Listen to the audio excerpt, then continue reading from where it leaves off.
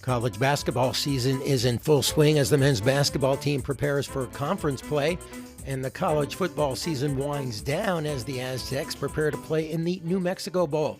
Hello and welcome to Aztecs All In. I'm Weiner along with Steve Perez. Coming up, Aztecs football coach Sean Lewis has plenty to say about the state of his program, coaching changes, and the future of college football. But first, let's say hello to my partner in podcasting, Mr. Steve Perez. You there, Steve? Hello. Happy holidays, as the non-denominational folks like to say, Lewis, or as I like to say, Merry Christmas, and God bless us, everyone. Merry Christmas to you. Thank you. Started off talking a little hoops with the Aztecs, Steve. We're in uncharted territory with the Aztecs. Generally, this time, they're close to being, in the bracketologists, close to being in the tournament already at this point of the year. Not this season. Metrics not great in the net ranking, 91. That is 7th in the conference. And in the KenPom, a little bit better. They're 47th, 3rd in the conference. So they really need to start winning. And they have 6 quad 1 chances coming up this season, including Arizona, December 20th, and then 5 road games against quad 1 in the conference. So the Aztecs really have some work to do. Aztecs have always been a pretty decent road team in the Mountain West, so look for them to improve in those opportunities. But at this point, all you can do is be positive, because how you think is everything.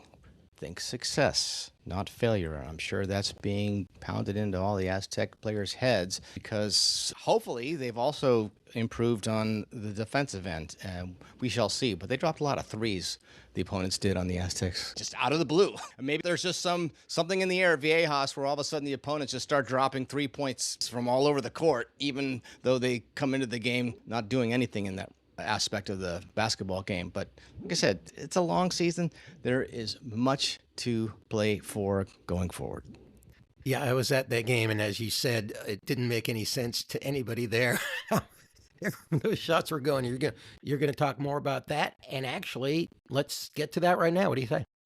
Sure. One last thing about your Schmetrics is that's out of their control. All they can do is control how they play the game. So things that you can control, do them. Things you can't, don't worry about them. All right, let's hear about the Lamar game. All right, Lewis, the men's basketball team picked up another win at home against Lamar Wednesday night. Saw the action on KUSI. They dropped 89 on Lamar. That's a team the Aztecs should have beaten. And they did, walking out of Viejas all smiles and spirits high with a double-digit win. And that's even after the Cardinals hit 14, count them 14 three-point shots. Coach Brian Dutcher's post-game message, well, when we share it and play with freedom, it's the best offense we've had in 5 or 6 years. And coming into the game, Lewis, Lamar was averaging 5.5 made threes, and they hit 10 in the first half alone. Dutch able to laugh it off with a so much for scouting wisecrack. Aztecs answer with 51 first-half points of their own. They attacked Lamar's press, broke it down, got to the line 30 times, and out-rebounded them by 10. Miles Bird talks about the game being fun again. Scoring 19 points will do that for a player. I'm finally getting back to my in-season self. I feel like, I'm a lot more confident, a lot more smiles out there. So, that just comes naturally, just trying to make sure my guys are feeling the same way. If you want some in-depth info about what Bird's been dealing with, check out the UT's take from beat writer Mark Ziegler. Bird's been dealing with some niggling injuries and a recent bout with food poisoning, and also those NBA draft expectations. We've talked about it before and will continue here again. Roster depth is a legitimate strength for this year's Aztecs. A guy like B.J. Davis would start on many teams in the U.S., but he's trying to embrace that sixth-man role. I don't really think about that, to be honest. I just go out there and play. If they need me to come off the bench and be that spark, then by all means, I'll do that. So, yeah, I don't really try to play into that. It was on my mind at first, like in the beginning of the season, and now I kind of just, like Bird said, I had conversations with my people, and they make sure I'm grounded and focused on, the bigger picture, which is winning. Bird calls Davis the best on-ball defender on the roster. Says when BJ checks in, opposing point guards are shaking their collective heads. Meanwhile, bigs like Magoon Guath contributing with a splint on his wrist. He had 10 points, 6 rebounds, 2 blocks. 11 different Aztecs scored in the game. 6 of them had at least 8 points apiece. Bench scoring totaled 44, Lewis. Keeping all 11 very capable players happy with their playing time is probably the biggest challenge. Again, we'll refer you to Ziggy Story for specifics about the player whose initials are Taj de Gorville, but suffice it to say this group of competitors all want to play every minute of every game, and that's just not physically possible. Dutcher's big takeaway: when this group plays fast, shares the ball, trusts each other, they can hang points on anyone. But the identity of the program is still defense and rebounding. We still feel like we have to be really good defensively if we're going to win the way we want to win. And we took a step in the right direction. We played harder, longer, stayed in a stance, concentrated more, held each other accountable. And so even though they were playing well, I thought our defense was better than it had been in the previous games. That combo, explosive offense plus top 20 defense when they lock in, is exactly what March runs are built on, Lewis. Even though we're moving into mid-December, there's no holiday break on the schedule. The Aztecs will host Air Force next Tuesday, December 17th, 7 p.m. The first 5,000 fans get free San Diego State Santa hats. And then it's Gonzaga on the 28th, Boise on the 31st, and conference play then hits full throttle. By then, you gotta hope Dutcher's squad is starting to look like the deep, unselfish, high-energy group that can make noise when the calendar flips to 2026. Meantime, they head into the Air Force game with a 5-3 overall record and needing to keep it up in order to satisfy the gods of the almighty Schmetrics. Over to you, Lewis. Postseason honors being handed out, and San Diego State's fantastic cornerback Chris Johnson was named All-America by Pro Football Focus. I'm sure, Steve, that he will be named in many more All-America categories coming up because he's terrific, and he is definitely going to be a guy we're going to watch playing on Sundays in the NFL, I think. Yeah, talking about seasons, you can expect those kinds of honors when you have this kind of season that the Aztecs have. And that brings me to my other topic that is the point of focus for many teams, including the Aztecs this time of year, and that's the whole recruiting element, because ultimately the coaches will come and go, as you're going to talk about. The players are the ones that are going to have to make plays. I never saw a football coach, no matter how highly compensated they were, blast into the backfield and nail a quarterback on a key play or catch a touchdown pass or take a tough hit from somebody as they're looking downfield and trying to complete a pass while their protection breaks down. So in Aztec football, I wanted to start up with an update on that ESPN analysis that I mentioned with football recruiting. Last time around, they had not included the Aztecs in their top 75, and that's changed, as of this recording. The conventional wisdom is that the Aztecs football class of 2026 has shifted slightly from solid but overlooked to one described as a respectable riser for a transitioning program. And last week, Coach Lewis called it his highest-rated haul. He described it as a top 60 aspirational program. They had a bunch of smart guys, highest GPA ever, 17 multi-sport athletes, so very versatile, 12 mid-year enrollees. That's evidence of a 9-3 regular season, and that proves that the process that they're selling to these recruits is being bought by a certain number of them. But those who put out the rankings still view it as a mid-tier G5 group. Like we said last week, it's heavy on 3 stars. No one higher, according to ESPN, and no one expected to make an immediate impact. But, as I mentioned, ESPN did bump San Diego State up from unranked to number 75. And 747 Sports rates them at number 76, praising the depth and noting it's strong for G5 on the rise. And then the site On 3 slots San Diego State at number 78 nationally. So, Aztecs in this new view thus rated a better haul, but still behind future Pac-12 programs, Boise State, Texas State, Colorado State, and Fresno State. So that's the update on that. And I have a couple more little nuggets from that, unless you have any other comments about that information I just shared with you and the rest of our Aztecs All-In crowd. Yeah, interested in hearing what you just said about where they ranked in the new Pac-12, and even a team like Texas State, which many Aztecs fans would look upon as a program that shouldn't be at the same tier of the Aztecs program, being ranked with a higher recruiting class. So I said that's very interesting.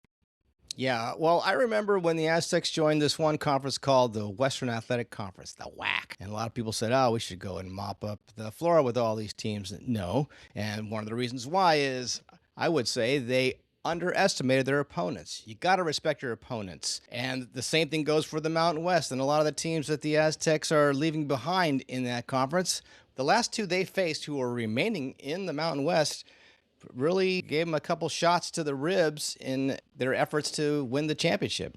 That's Hawaii and that's New Mexico. So there's that, respecting the opponent. And then going back to the whole recruiting thing, the reality is high school recruiting in this portal era, it's an even bigger crapshoot than before NIL and player mobility.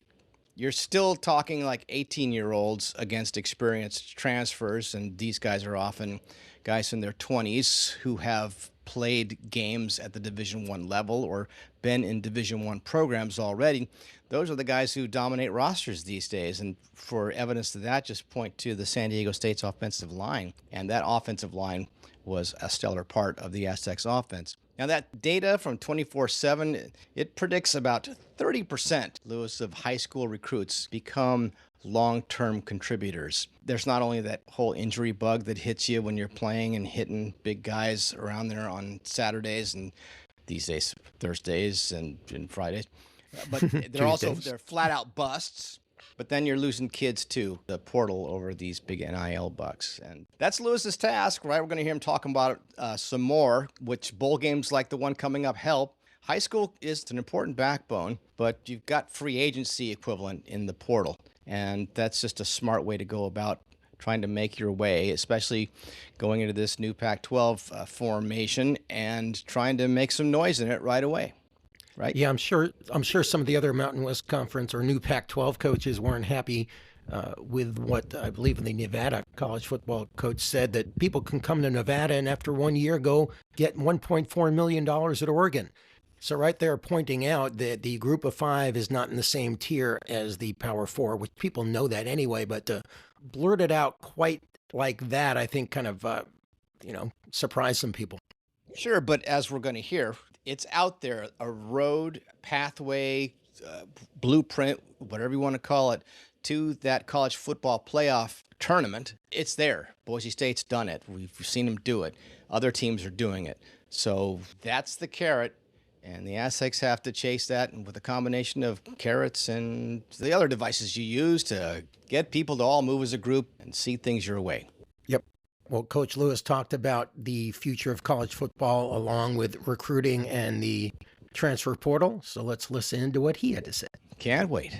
Steve, as the Aztecs prepare to try to win their 10th game against North Texas State at the New Mexico Bowl on December 27th, they'll be doing so with a new defensive coordinator. Rob Aurick left to become the defensive coordinator at Nebraska, and he'll be joined by edge coach Roy Manning. And this week, Coach Sean Lewis said that STSU's quarterback coach the past 8 seasons, Demetrius Sumler, will serve as the interim defensive coordinator for the bowl game. Sumler told the UT's Kurt Kenny that the biggest challenge is going from worrying about 8 or 9 players in the position group to 49 guys as a defensive coordinator. And Lewis says Sumler has what it takes. Obviously, there was some movement on our staff in the past 24 hours. Very thankful for the work that Rob has done for the past 2 years, and the commitment of him and his family to our program. We're in a better place because of the work that he did. There was a good opportunity that he felt was best for him and his family. So wish him the best with that as we move forward. Obviously, there's work to be done, and very excited to announce that Demetrius Sumler is going to be our interim defensive coordinator as we go forward and lead us in this bowl opportunity for us to go get our 10th win, and we'll continue to proceed forward. But again, our program's in a great place. The connection and brotherhood in that locker room is what drives us, and the connection amongst the players. There's a excitement and to go play and to know who this next opponent is. The guys were excited about Coach Sumler, taking the reins and leading. So excited to see the work that he does. Excited to see the way that our team responds. Yeah, his commitment to the program first and foremost, right? He's a great connector of young men and bringing people together. together, and that's important in this time right now to have a leader that does that at an elite level, which he does. He's a great football mind that obviously has a depth of knowledge of scheme from what he learned with Coach Long and previous coordinators that he's worked under, and how he has, developed his own skill set and his own ideas. And he's done a great job, the past 2 years as well, right? Like, even though one man has the coordinator title, it's not one guy who puts it all together, right? Like, I've talked at length since we've been in here about how the D staff does a great job coming together and building a plan, and Coach Lamar is an integral role in that. And so now for him to shape and craft the plan with the assistance of his assistants, right, as we go forward, I'm excited to see him do that work. I'm excited to see him lead our guys. While Lewis says he plans to look both inside and outside the program for the next defensive coordinator, it certainly doesn't hurt Sumler's chances that he gets a chance to show what he can do immediately in the bowl game. And with the transfer portal looming, it's important that he make a new hire sooner than later. Best interview that he could possibly have is this opportunity, right? And then, again, like as we sat here, 12 months ago, there was extreme interest externally outside the building.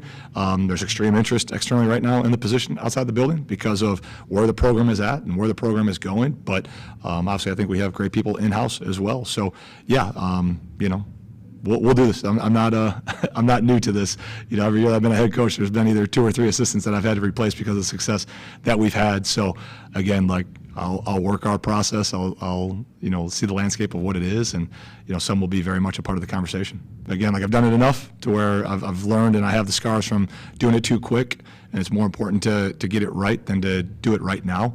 And but obviously knowing and understanding the 6-week window that we're in right now and how important that is as we reconstruct the roster, and how critical this time of year is for every single college football team to know as you're, hanging on to your signees, right, and the impact that it has on them. And then as we move forward into the portal process as well, like, those guys are going to want to know, who is the leader on the defensive side of the ball and what that looks like for their development and their path. So understand the urgency that we need to have. But again, it's about getting the right individual to, fit our culture. And that's what college football is. It always has been, right? It's a talent acquisition business. And I'm not just talking about the players when I say that, right? It's the staff, and it's making sure that you get the right people in the building that are aligned and unified, as I mentioned on my very first day on the job, about how we do it and the direction that we're going, and our brand of ball. The Aztecs finished tied at the top of the Mountain West Conference with a 6-2 record. While metrics didn't allow them to compete in the Mountain West Conference championship game, Coach Lewis says the past is the past. It's time to look forward, and that means spending more time with this very special group of young men. It's a win-win for both the coaches and the players. And in going back to Albuquerque so soon after the heartbreaking double overtime loss to the Lobos, Coach Lewis says that's not such a bad thing. I just want to know who, when, and where. And so we got all that information yesterday, and I felt like I was back in like the COVID days a little bit. I had 6 different calendars that were laid out in front of me of all the possible bowls that it could be, and it was like, okay, this one. Let's go activate this plan right now, right? So ready to go, ready to get after it, and ready to do the work that's required to go get a 10th win, because winning's hard, as we all know, right? And again, especially against a great opponent. And, but there's kind of a cool sense to be able to go back to, the quote-unquote scene of the crime and, right, be able to right a wrong, so to speak. Boys are excited for that, excited for another opportunity to go play. And most important, like, excited for our continued growth of our program, right? Like, that's what we're in here for, right? Like, some of our cultural core beliefs, right, is the connection, the constant improvement, right, the competitive nature, the work that needs to be done. And this is an opportunity to have more time with our guys to continue to grow our program and develop our club and develop our talent. So, man, that excites me. Like, I'm thrilled for the opportunity to go do that, and really excited talking with the bowl representatives down at New Mexico, right? Like, one of them is a Aztec alum, and man, he's fired up to have us, and I know they're going to do it right, and they'll roll out the red carpet, and we'll figure out how Santa comes and visits all our coaches' kids there and make that work. So, I'll have to write a letter to the North Pole, but we'll make sure all the logistics are in order so that everyone can have a great time. What part are these practices and setting up for next year with the younger players? Yeah, I mean, like, it's all we do as coaches is evaluate, right? Like, we can't help ourselves. It doesn't matter if it's a winter conditioning, mat drill session, or on the beach, or a spring ball practice. Like, you're constantly evaluating, what each individual, each person in the program, what value can they bring, for this opportunity to get 10, right? Or what value are they bringing to be able to help us win a Pac-12 championship, right? And so how are they taking the coaching? What level of urgency are they attacking each day with? How are they getting their fundamentals better, right? Like, how are they communicating? How well do they know the systems after, a year or 2 years of being in our program? So you're evaluating all of that. And yeah, each and every single moment matters for right now and us earning the right to go win 10. And also then what it looks like as we go forward with it all. So it's critically important. And I'm very grateful to have the time with these guys to be able to pour into them and help them develop and continue to grow the program to a championship level. With the transfer portal set to open in just a few weeks, Coach Lewis is practically doing double duty right now in preparing his team for the bowl game while looking ahead to next season. And he really doesn't have a choice due to the odd nature of the college football calendar. The transfer portal opens on January 2nd, and while Coach Lewis says he has a pretty good idea what his players plan to do, it's still an oddly unique situation, and that the powers that be need to figure out how to improve upon it for the good of college football. Yeah, I think there's an opportunity to hit reset with all that's going on, right? And again, the closer we get to the NFL model, we should do some things to mimic the NFL calendar, right? I think Joe McGuire spoke on it, whether it was last week or the week before, right? There's an opportunity where we could slide the calendar up. We could start the season up. You could still have all the games that you need to have. You could have championship weekend, the weekend of Thanksgiving. You could go through December and, announce a national champion, and then the portal could open on the 2nd if you're, it's decided on the field by the 1st who the national champion is. Cool, great. And away we go, right? We'll literally, the national champion will be announced on January 19th. That game will be played on January 19th, 2026. We start school on January 20th, 2026.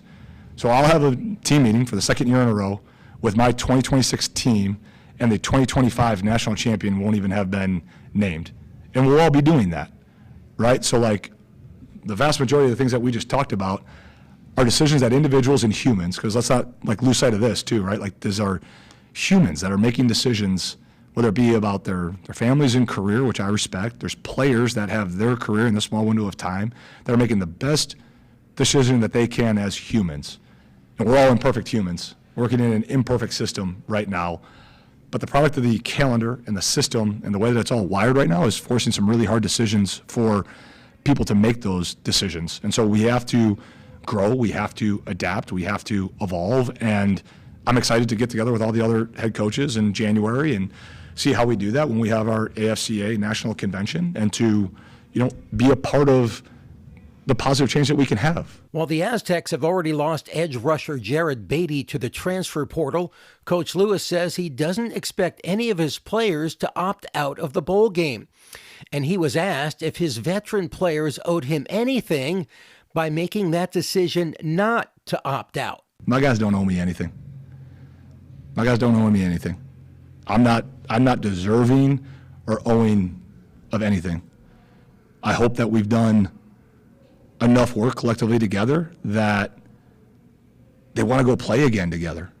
This is a special group that for the next 19 days will get to be together. And after that, they probably won't be back together until 2035 when we have the 10-year reunion for this team, and they're, doing that as older men, right? So we talked about this last week with the bowl opportunity, and when we break it down for the final time on December 27th, this team will go their separate ways. But to say that they owe me anything, they don't owe me anything. They've done everything that I've asked them to do, and I would like to believe at this point in time, right, if you're going to do the work with us because of the work that we've done, then let's go do that. And if guys make other choices, I'm good with that too. I understand what it is. I embrace what it is. I know the job that I've signed up for, and I love finding the solutions of where we're at, whether it's roster construction, it's staff construction, it's helping these young men grow. But to say they owe me anything, they don't owe me a damn thing. Steve, the Aztecs made a monumental leap forward this season, improving from 3 wins last year to 9 and possibly 10 wins this season. And Coach Lewis is happy with the current state of his program. But of course, this didn't happen overnight. When asked in his wildest dreams if he thought his team could go from 3-9 to 9-3 in, quote, a snap of a finger, unquote, he had a very sharp response. A snap of the finger. I don't think it was that easy, Lee. There was a lot of hard work that was put into here. But did I believe in our people? Did I believe in our process? Did I believe in the growth and the evolution of our community and our university and their commitment and investment to football in particular? Hell yeah. But to say it was a snap of the finger, I think is undermining a lot of the hard work that a lot of people did here. You know what I mean? Like there's a lot of hard work. There's been a lot of adversity. There's been a lot of great responses to all the change that has taken place in our home, here in our program, in the world of college football. And yeah, we talked about it all the way back in winter conditioning. Hey, do you believe in your team? Hell yeah, I believe in the team. Hey, as we went through training camp, hey, what do you think? I think we got a chance to be special, right? I was asked by someone who's not here today because they just showed up on us one day, and you guys are all here every single day, right? Hey, after Wazoo, do you still believe in the team? Hell yeah. These are my guys. I'm not reactionary. I don't get too high, I don't get too low. I understand what this is. I know the job that we signed up for. I know our strengths as a program. I know our perceived weaknesses as a program. I know the areas that we have to get better. I'm tirelessly working to get better at them each and every single day. And yeah, I believe in us. I believe in our program. I believe in what we've built. I believe in our culture. And I believe in all the really freaking hard work that we have to do as we go forward again over the course of the next 6 weeks, because the work that we do over the course of the next 6 weeks and how we compete as a community, how we compete as a university, how we retain our roster, how we acquire new talent, the next 6 weeks is going to define who we're going to be in 2026. So, Steve, the Aztecs will get a dozen extra practices leading up to the New Mexico Bowl against a North Texas team that Coach Lewis says pits strength against strength. One of the nation's best offensive teams going up against one of the nation's best defensive teams. And before we go, Steve, I do want to mention that the San Diego State women's basketball team won a big game against a Big 12 team. Kansas State on the road, 64-53. So congratulations to them. They are now 6-3 on the season. That was their first true road game of the year, and they won it. So excited to see what the women's basketball team does the rest of the season. Yeah, they've been having a good little time. I guess traveled to the Bahamas and faced some teams, including Penn State, over the Thanksgiving holidays. So hey, good on them for hanging tough and taking home a win against Kansas State. And they start their conference season in earnest in the coming week at Fresno State on December 17th. So good luck to the women. What do the Schmetrics say about the women, Lewis? I've got to research that. We'll have it for the next episode of Aztecs Only. Okay, so the crickets are there. Okay, but I'm sure they're very important and probably more important than the game. No, just kidding.